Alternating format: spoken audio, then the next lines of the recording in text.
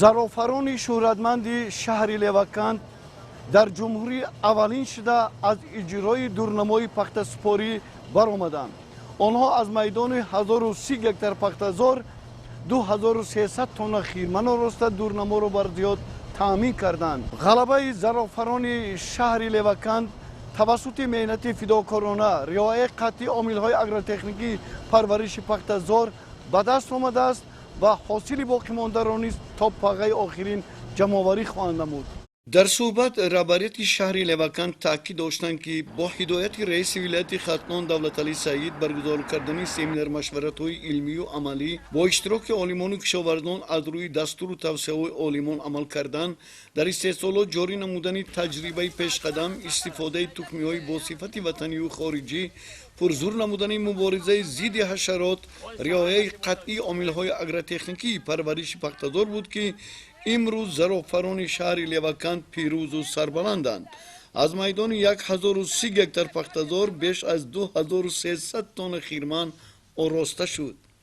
мо имсол дар майдони 1030 гектар кишти ҳумадона гузарондем ки аз навъҳои австралӣ, майя, дигар намудҳои тухмои ватанӣ кишт кардем.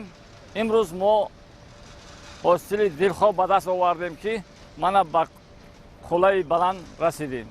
аслан ҳама хоҷагиҳои кишоварзии пахтакор дар ҳудуди ҷамоати деҳоти гулистон фаъолияти хоҷагидориро баромонданд. миёни хоҷагиҳои пахтакор, хоҷагиҳои деҳқонӣ, зарзамин, баракати ҳамкорон, бӯстон ва биллол намунаи ибрати дигаронанд.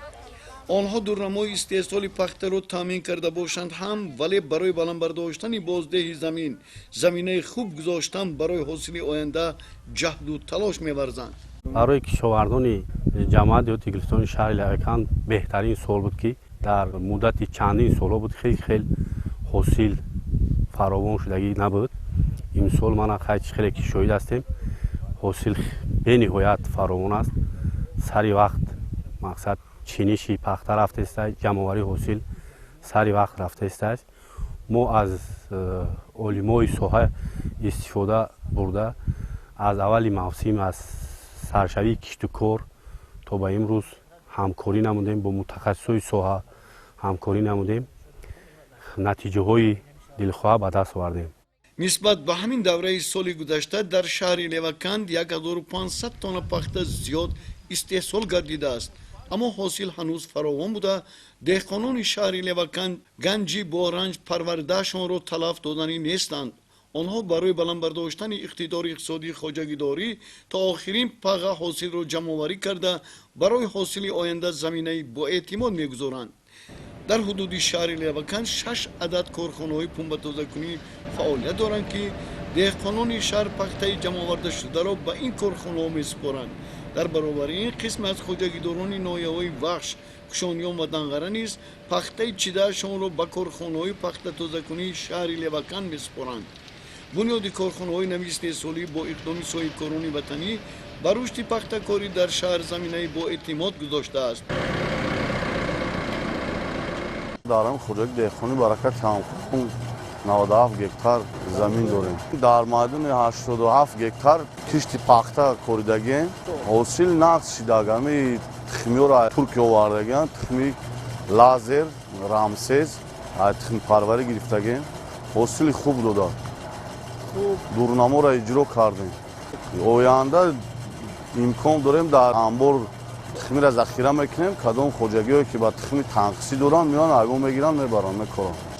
дар баробари дигар омилҳо таъмини хоҷагиҳои кишоварзӣ бо оби полезӣ яке аз омилҳои муҳиме маҳсуб меёбад ки ба рушди пахтакорӣ ва истеҳсоли бештари пахта шароити мусоид фароҳам овард. дар баробари пахтакорӣ аҳли заҳмати шаҳри леваканд дар таъмини амнияти озуқавории мамлакат, арзонию фаровонии бозори истеъмолӣ ва содироти маҳсулот ба хориҷи кишвар сами назаррас доранд.